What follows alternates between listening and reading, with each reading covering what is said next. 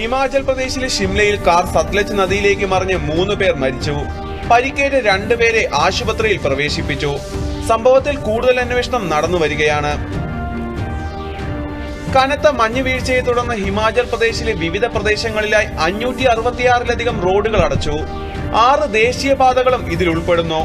സംസ്ഥാനത്ത് ഏകദേശം 700ഓളം വൈദ്യുതി വിതരണ പദ്ധതികൾ തടസ്സപ്പെട്ടു. സംസ്ഥാനത്തെ കിന്നൌർ, കുളു, ലാഹോൾ, സ്പിതി, ചമ്പ, ഷിംല ജില്ലകളിൽ മഞ്ഞുവീഴ്ച അനുഭവപ്പെട്ടു.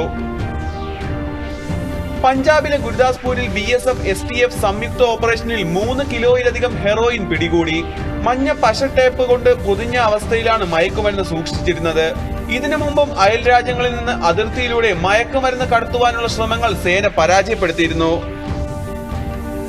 ഇന്ത്യൻ നാവികസേന 2024 നാവിക സിവിലിയൻസിന്റെ വർഷമായി പ്രഖ്യാപിച്ചു. നാവിക സിവിലിയന്മാരുടെ ഭരണവും കാര്യക്ഷമതയും ക്ഷേമവും മെച്ചപ്പെടുത്തുന്നതിന്റെ ഭാഗമായാണ് പ്രഖ്യാപനം. നാവിക സിവിലിയന്മാർ ഇന്ത്യൻ നാവികസേനയുടെ മൊത്തം അംഗസംഖ്യയുടെ 1/3 വരും. കമാൻഡ് ഹെഡ്ക്വാർട്ടേഴ്സ്, ഡോക്യാർഡുകൾ, മെറ്റീരിയൽ ഓർഗനൈസേഷനുകൾ തുടങ്ങിയ നാവിക രൂപീകരണങ്ങളുടെ മൊത്തത്തിലുള്ള പ്രകടനത്തെ സിവിലിയൻ ഉദ്യോഗസ്ഥർ സ്വാധീനിക്കുന്നു. ലോകത്തെ ഏറ്റവും വലിയ നാടകമേളയായ ഭാരത് രംഗ് മഹോത്സവ് മുംബൈയിൽ ആരംഭിച്ചു. മേള 20 ദിവസം നീണ്ടു നിൽക്കും. മേളയിൽ 15 നഗരങ്ങളിലായി 150ഓളം പരിപാടികൾ അവതരിപ്പിക്കും. ശില്പശാലകൾ, ചർച്ചകൾ, ക്ലാസുകൾ എന്നിവയും ഇതിന്റെ ഭാഗമായി ഉണ്ടാകും.